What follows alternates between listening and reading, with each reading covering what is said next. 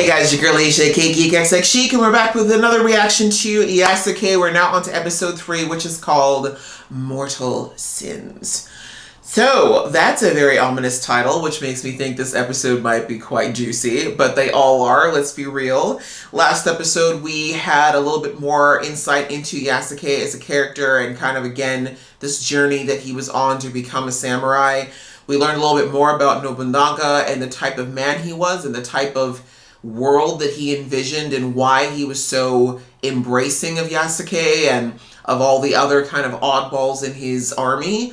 But we also discovered there was a lot of people who did not agree with him. A lot of things kind of happened in the last episode, but I'm really liking this parallel storytelling that they're giving us right now because it allows us to know more about this main character of Yasuke, but it also is slowly moving forward our plot of him basically having to protect this girl and ideally get her to wherever Ichika was planning on taking her in episode 1. So, I'm really excited to get into this episode, but before we do, you know the drill. If you've been here before and you like what you see, please go ahead and hit that subscribe button. That way you'll be notified when I do more reactions to this show, as well as others that happen to be in this vein, like animes and geeky shows and comic book shows and all that good stuff. If you like that and you would like to see me react to it, please join the fam. We would love to have you. Alright, that out of the way, guys, let's get into the episode right about now. They want to kill each other at the slightest provocation, like little children. Do little children kill each other a lot in Russia? Right? Yes. Oh, she's a Russian bear. I get it. I get it. Y'all just gonna watch as this man who's brought you free fish for years is being dragged through town? I love how they showed the bruising on his skin, because a lot of people don't realize black people bruise. The man you know is Yasuke. Lies. Boatsman. He's a murderer. Lies. Yeah, everyone, thank you. Some of you at least using your common sense. Oh, you little bullies. My ministry will provide for her care. As for the damned soul of the guilty. Can someone kick that kid in the nuts already, please? Is it true? Did you? Leave here. Forgive me. But he's saving your life, little boy. That priest is such a son of a... He would kill a kid. He wouldn't even think twice about it. You know, it's triggering to see a black man in chains. Why would you do this? I don't know what you expect us to get out of him. I expected you to be able to find one little girl. Careful, priest. While we're on expectations. No, I speak to fools in competence and an affront to God and nature. Why are y'all putting up with this priest back talk? My forebear's prophecy does not speak only of the child, the power that grows inside her, too quickly for her mortal husk to contain. Ah, Consumes her. that's why. The world is full of evils. Like you. Dark forces that would seek to corrupt her. Like you. Exploit her. Like you. He's completely describing himself. Is this like a profile? Are you trying to date Isan? Like, what's going on?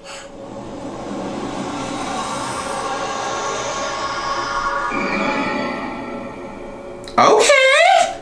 I must. New power. We like. It is God who guides my hands. They are but his unworthy instruments. God punches like an old woman.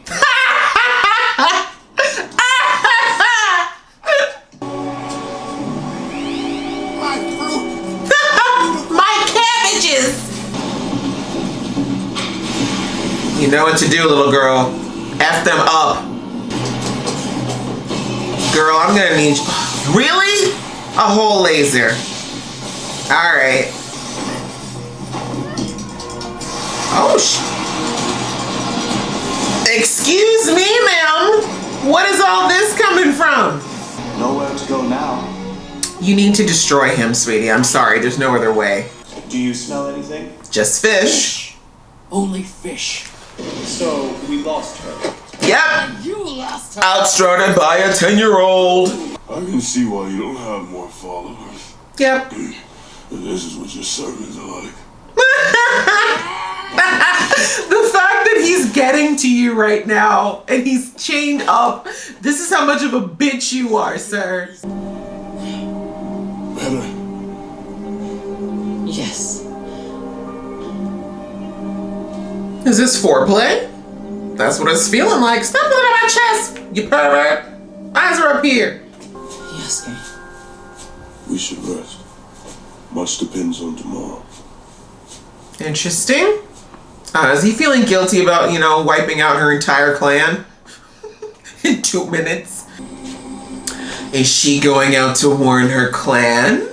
Because that would actually be understandable. You will. Ew, what the hell is that?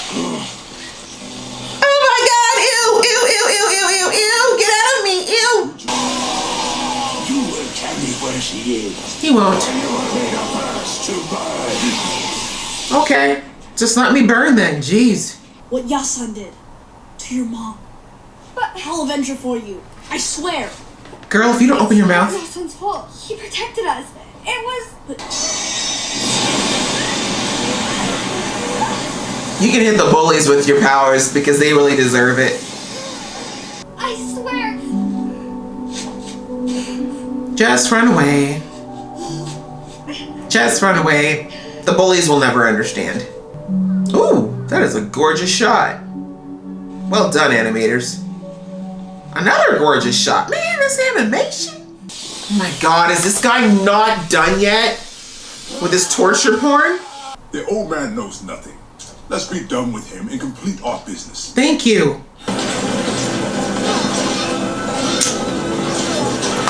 Yasan chose his side, sweetie. He liked you, but not that much, sweetheart. Good night. Ooh, this one's bouncy. Not anymore. I saw another with the same symbol on the neck of the eager general I killed. So this is the way of the Onabugation. Fighting by treachery, without honor. I acted only out of loyalty to my clan. My true clan. Here we go. Girl.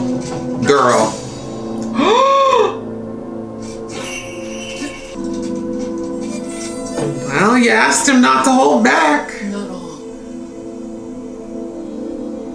Oh, but yeah, she probably would have ended up getting you killed, so I don't think her clan was going to be all that open to having you around the way that Nobunaga was. What's happening right now? Memories?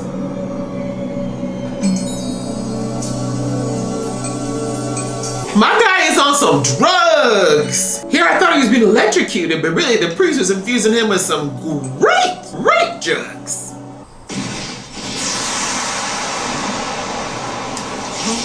Not today, bitches! You had some fight in you. Speaking of fight, bitches. You brought her to me. She brought us. What part of this scene said that? This priest's completely delusional.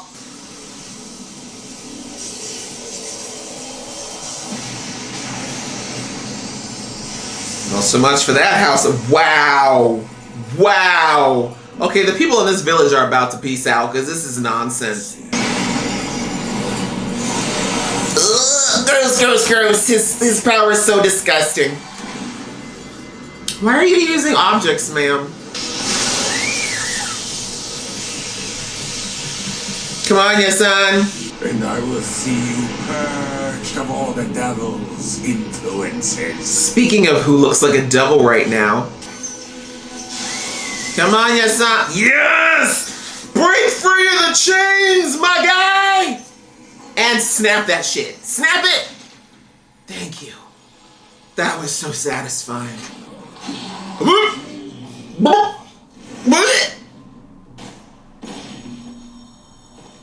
That was disgusting. Ah, yes, with that. Please stab him with that shit. Thank you. The way you've been taking the Lord's name in vain. Thanks for hesitating to kill me. That was valid. You're so cute. Yasan has something to fight for again. The hell is that? So, a new power arises. The woman Brilliant golden flame. behind the curtain. Why are these things so ugly? Wow, that was episode 3 and things got pretty intense. Wow, I like it. I like that the show is doing this slow but very deliberate build into like crazier and crazier territory. That to me, I like that type of storytelling personally. I know that it's a little bit rough sometimes for some folks to deal with stories that kind of take a while to get going, but this one, I like it. It's a bit simple if you think about it. A plot, okay, we got a girl with powers and we got to get her someplace, but showing that there's like some real significant obstacles and also again giving us more ideas of how dangerous this world is that we're dealing with is really, really like important for the storytelling. And as I said before, super interesting. So I am loving it. It's such an interesting episode here with, first of all, kind of seeing, like last episode, I was asking about Yasan's relationship with the female warrior. I'm sorry, I forgot her name already. But clearly, you know, he had that necklace, which I now see is the same clan necklace that Saki's mother was wearing. And now how this all kind of ties in together and how, you know, I was saying last episode that female warrior was wearing the same one as the soldier that he killed. And then I was like, how does this all tie in? I'm not really sure how this is all connected. But now we know that there seemed to be a bit of a relationship between Yasan and this woman. Clearly, there was an attraction at the very least. I thought maybe they'd actually had a relationship, but it looks like they never actually crossed that line. But that, let's put it this way, it seems like she would have been open to it. But Yasan seems very guarded in general, which hopefully at some point we'll find out why he's so guarded about his feelings and his loyalties. But anyways, we discovered that he found out that this guard was actually a spy for her clan, working with Nobunaga, pretending to work with him, but really, you know, she was still feeding them information and would have potentially gotten Nobunaga and his clan wiped out eventually. But it made sense. Like, if that was her clan, her people, of course she wouldn't want them to be wiped out by somebody else, even if she did trust in Nobunaga and obviously had feelings for Yasan. And as I said in the episode, the sad reality is that we saw that her clan had no love whatsoever for Yasan, and not just because he was part of Nobunaga's clan, but because he was an outsider.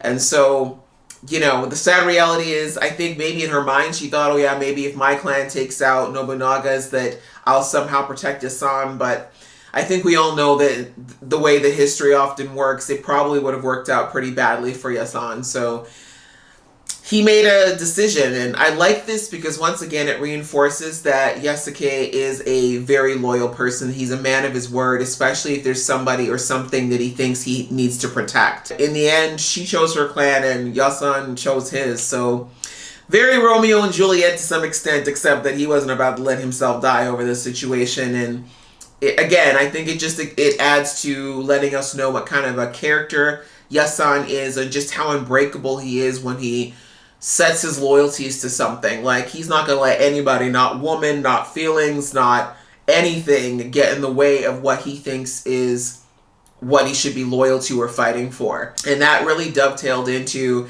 seeing the horrible, horrible torture that he went through at the hands of this priest, and the fact that this priest was doing everything using pain, which is for many people a motivator. But Yasan, you know, listen, listen, you know, this man had already gone through being enslaved and put on this ship and then gone through all of his strict training with Nobunaga. Like, he was not the kind of man that was going to be easily broken by pain or by fear tactics. I think if the girl had been there, if he'd been torturing the girl, Yasan probably would have broken because of that. But just physical pain for him? Yasan's been slowly drinking himself to death for 20 years. He clearly doesn't give a lot of a craps about himself and his well-being at that point. It is somewhat noble in the sense of that he always wants to protect others over himself. And that's why the priest torturing him meant nothing. The real, I guess, point of that scene was to see that the priest was not just what he claimed to be. They called him a mutant, so maybe that's what people like the Russian bear and Dalsim and all these other ones are. I guess they're considered mutants in this world. Maybe Saki was created. Maybe she's the product of two people who also had abilities. But as he said, there's some kind of a prophecy about a girl with Saki's level of powers that is supposed to change everything. Now we know that she's not alone in having people who have a numerous amount of powers, or a power that seems to have different forms. And so that whole part was really gross and creepy, but he was very scary. I kept thinking, why are these guys working for him? If he's just a feeble old man, then why are they so, the money can't be enough to put up with all of his disrespect. But he wasn't prepared, y'all. He was not prepared for my girl Saki coming through. Woo! I am loving how every episode we're getting more and more ideas of just how powerful she is. We got some knowledge from him about her powers as well, as far as him saying that apparently they're growing so fast that her body can't keep up. That's why she's so sickly. But I don't think that's actually the case. I think it's because she's been trying to suppress them up until now. Maybe once she starts to take ownership of those abilities and tries to channel them properly, we won't see her be sick. Because we saw that. I said it in the last episode that after, the whole boat incident, she actually didn't look as sickly. Thank God she killed that demon, but I thought, man, the symbolism in this episode. First with her killing the priest with all of his BS, twisted, hypocritical preaching, killing him with the very symbol of his faith was just, I see what you did there, show. And then secondly, having, Yasun, the whole episode chained up, which obviously, considering that they keep calling him a slave, and then having him in chains, was of course synonymous with slavery. To see him when he saw Saki being hurt, just literally breaking the chains, the symbolism was not lost on me. I love that. I like that the writers and the animators are thinking about these little things, but they all mean something. And again, it shows that while Yasun thus far doesn't seem to have any mutant abilities or powers, I think we're just tapping into how special he is. I hope you guys enjoyed watching along with me. If you did, go ahead and hit that like button. Let a girl know you're still here and you like what you see. And if you want to see more from this geeky face, please go ahead and hit that subscribe button. Until next time, see ya!